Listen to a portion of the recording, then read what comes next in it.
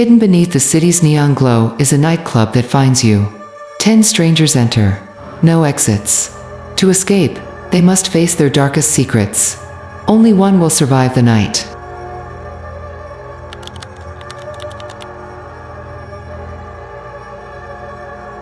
Rain had been falling since dusk, washing the city in silver shadows.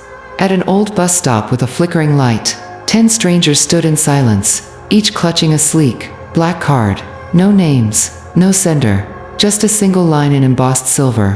One night, one chance, one way out. On the back, a tiny map, no street names, just a red dot glowing at the edge of the city, where no one ever goes willingly. They had nothing in common. Different ages, styles, stories. A weary school teacher, a fashion influencer, a security guard, a street vendor, a lawyer with shaking hands. All drawn by the same impossible curiosity. The card had appeared in their homes, their cars, even slipped into pockets they hadn't reached into in days. Some tried to throw it away. It always came back clean dry, perfect. The bus arrived exactly at midnight, driverless, its headlights flared once, like a camera flash. The doors opened with a hiss that felt too alive. No signs, no route number. Only one seat for each of them. As if counted, as if expected. They boarded without a word, pulled by something deep in their chest that whispered, "You need to see this through." The doors closed behind the last one, and the city began to blur. The streets outside twisted unnaturally. Familiar places warped into dreamlike versions, colors too vivid, shadows too sharp. The bus dipped underground without warning, into a tunnel none of them had ever seen. No one spoke, though a few tried. Their voices didn't come out right, slow stretched, like echoes underwater. At the front, the destination screen flickered in red letters, the Forbidden Nightclub. It stopped. A staircase led up from the tunnel, lit only by crimson neon. The club entrance looked abandoned, peeling paint, broken signage, the door chained shut. But as they approached, the lock snapped open on their own. A heartbeat later, the chains clattered to the floor, and the door creaked wide. Heat, perfume, and something metallic wafted out. Behind them, the bus was gone. In front, velvet shadows and music that sounded almost human. Then they stepped inside. The music hit them first, low and pulsing, like a heartbeat too close to the ear. It wasn't coming from speakers. It felt like it was coming from the floor, the walls, their bones. The entrance hall was swallowed in a red glow. Velvet curtains lined both sides. A man in a silver mask stood behind a podium. He didn't speak. He simply gestured forward, as if they had already been checked in. The doors behind them vanished literally, not metaphorically.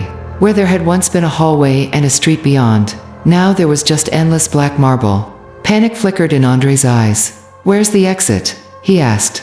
No one answered. The masked man tilted his head, and a voice calm and androgynous came through unseen speakers. "Welcome, your sins have brought you here.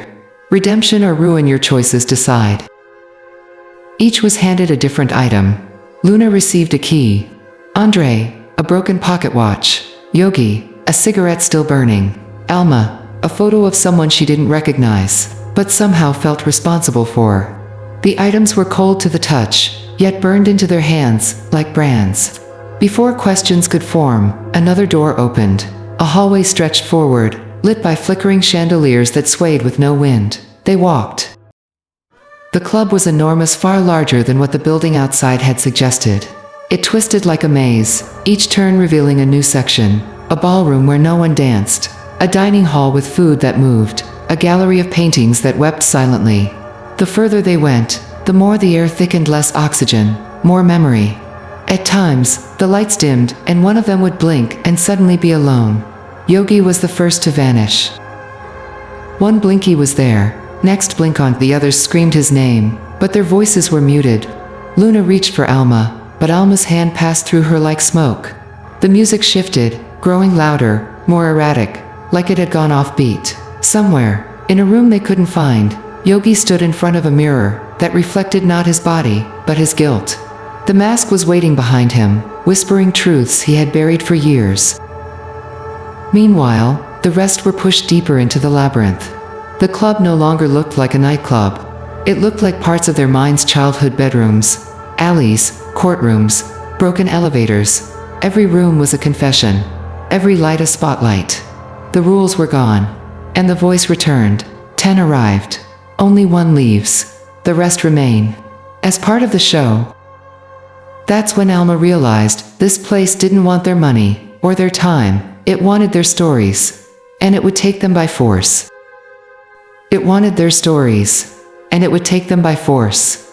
Alma felt the weight of the photo in her hand grow heavier, as if the stranger in it had suddenly gained mass, presence, a voice. She stared at the picture again. His eyes had moved. She was sure of it. Behind her, the others were splitting off into side corridors without meaning to. The club seemed to pull them where it wanted, as if their memories wrote the floor plan in real time. Luna stepped into a chamber lined with mirrors, but only one reflected her. The others showed versions of herself she had forgotten.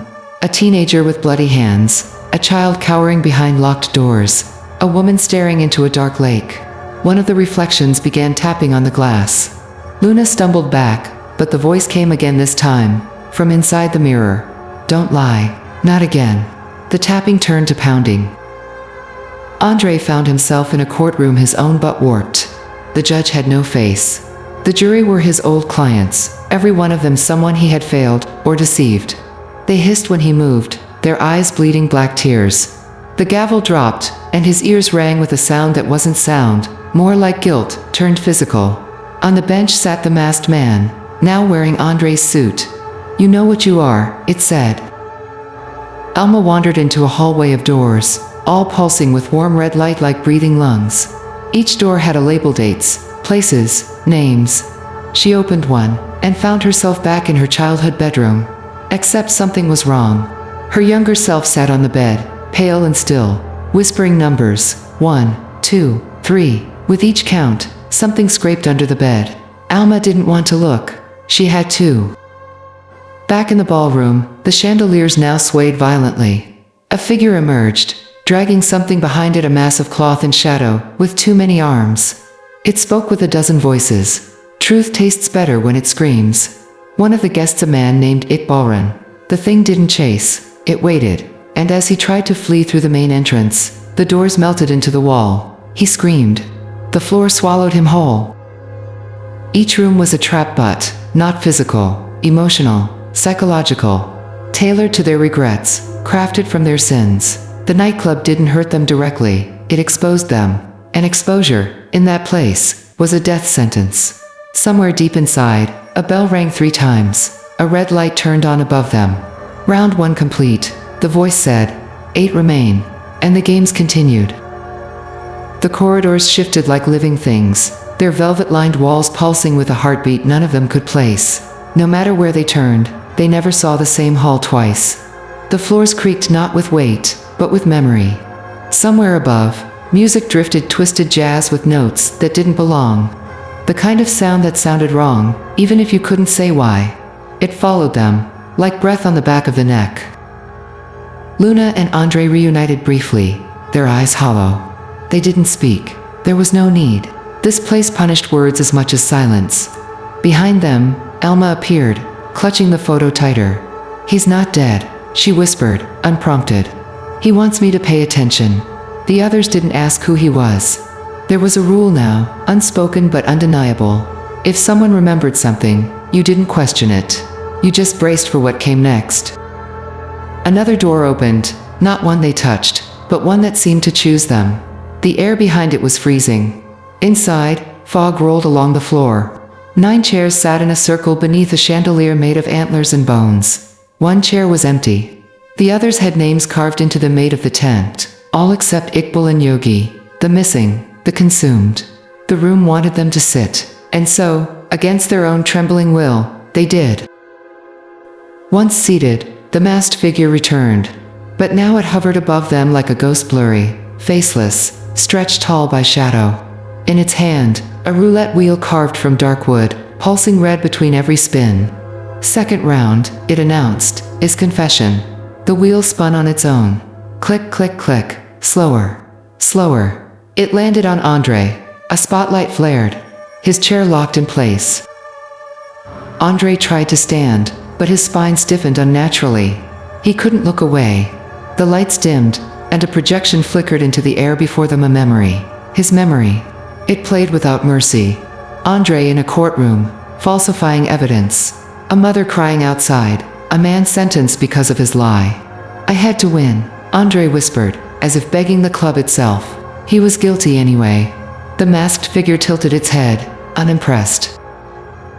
Then came the punishment. The courtroom in the projection twisted, burned, folded in on itself. Andre screamed as the same scene began to loop endlessly inside his head.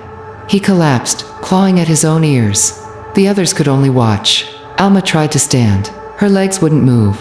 Luna turned her face away, but the room forced her eyes open. When it ended, Andre was still breathing. Barely, but he was changed. The mask leaned close and whispered something only he heard. His eyes rolled back. When he rose, he was smiling, but it wasn't his smile anymore, and his chair remained warm. 7 remain, the voice said again. A new hallway opened, this one darker than before. Smells of burning paper and rotting flowers crept in with the breeze. At its end, a door stood ajar, and behind it, soft weeping. It sounded familiar. Alma stood first, led by something she couldn't explain. The door waited. So did what was inside. Alma reached for the brass handle, her fingers trembling not from fear, but recognition. The weeping beyond it was unmistakably her own. A sound from years ago. From a night she buried deep. The door creaked open, not with resistance, but invitation. Inside, the room was impossibly vast, with floating furniture, suspended in shadows, and a crib sitting in the center, bathed in pale blue light. She stepped inside alone. The door sealed behind her with a whisper. The walls flickered like candle flames. In the crib, there was no baby, just a worn stuffed rabbit, burned on one side, and a Polaroid tucked beneath it. Alma picked it up slowly. The photo was of her, holding a newborn, eyes red from crying. Behind her stood a man with no face. Yet somehow, Alma gasped. She knew who he was. The weeping started again, but louder now, coming from the walls, the ceiling, the floor. The room pulsed like a womb. Alma dropped the photo and backed away. She didn't want to remember, didn't want to relive what she had done. But the nightclub did. A mirror cracked open before her, revealing a version of herself, young, terrified, clutching a suitcase in one hand and a blood-stained towel in the other. You ran, the reflection hissed. Alma fell to her knees. I was scared. You let him die. I tried. You didn't. The reflection stepped forward, and the room collapsed into a hospital hallway, the one Alma had escaped from. Alarms blared, nurses screamed, and at the far end of the hallway stood the faceless man, holding the rabbit, waiting. Alma was forced to walk. With every step, she aged backward, hair darkening, wrinkles fading in, till she was once again the broken girl who had run from her child. When she finally reached him, he spoke for the first time. Now you remember. He handed her the rabbit. It was warm, wet, beating her mouth open to scream, but no sound came, just more weeping. Meanwhile, outside the room, the others waited except Andre. He was still whispering to the wall, reciting lines of legal defense that no longer mattered. Luna sat cross-legged, staring at her own hands. Her fingernails had started to blacken. Beneath them, soil she didn't remember digging anything, but the club did. The door reopened. Alma stepped out, but something was wrong. Her eyes were hollow now, her lips stitched closed not with thread, but shadow. She didn't speak. She just nodded once, placed the rabbit on the floor, and sat against the wall. Her trial was over, but she didn't win. Not really. The chandelier flickered red again. 6 remain, said the voice above. Another wall slid open, this time, revealing stairs spiraling downward into what looked like water. Though it didn't ripple, it waited, like everything else in this place. Luna stood first, heart pounding. She knew where the stairs led. She just didn't know who would be waiting there. Luna descended slowly, her hand gliding along the icy stone wall. Each step downward felt longer than the last, like the stairs were stretching themselves, savoring her descent. The others remained behind, watching as her silhouette faded into the watery light. The surface above shimmered one last time before sealing shut. She was alone, almost. The air thickened the deeper she went, smelling of damp moss, old blood, and perfume long expired. Voices whispered from the walls, childlike giggles that warped into sobs, into screams, then back into laughter. At the bottom, Luna stepped onto a submerged floor, ankle deep in still, ink-black water. Her reflection didn't follow her movements. It stared up at her, then blinked. Torches flared to life along the walls, revealing faded murals, women drowning, their arms outstretched, their mouths open in silent apology. Luna recognized them, not the faces, but the postures. They matched her dreams, the ones that started after her sister disappeared. A voice rose from the dark, soft, feminine, close. "You let me die." Luna turned on. There she was, soaked, shivering, barefoot. Mira, her sister. Just as she looked the night she vanished 10 years ago, but her eyes were wrong, clouded, empty. Not human anymore. Luna fell back into the water. It didn't splash. It absorbed. "I tried to find you," Luna whispered, her voice cracking. "You stopped looking after 3 weeks. I lit candles. I prayed. You partied. You lived." Mira stepped forward. The water rose with her. Luna choked, her breath catching in her chest. The nightclub was forcing her to feel every moment of guilt she buried beneath pills and neon nights. The mirrors around the chamber came to life, each showing Luna laughing, dancing, drinking while her sister's missing posters decayed in the background. Truth, sharpened like glass. "Your silence drowned me," Myra said. Her hand reached out, skin bloated and torn. Luna didn't move. She could single quotes, T-dot, and then, suddenly she embraced her. The water erupted around them, swallowing the room in darkness. When the lights returned, Luna was back at the top of the stairs. But her clothes were soaked, her face pale, and in her hand Myra's bracelet, the one she'd always worn. The others stared at her, unsure whether to speak. She sat beside Alma and Andre, said nothing. The masked figure emerged from the shadows again, its head tilting at an unnatural angle. 5 remain. The floor beneath them began to shift, creaking open like a stage, but this time it didn't reveal another room. It revealed themselves. 10 mirrors rose from the ground, each etched with their names. The ones who had passed trials, and the ones who hadn't. Reflections twisted. One mirror cracked, another bled, and in the far corner, the 10th mirror waited blank. No name, no face, just darkness. It was waiting for whoever failed next.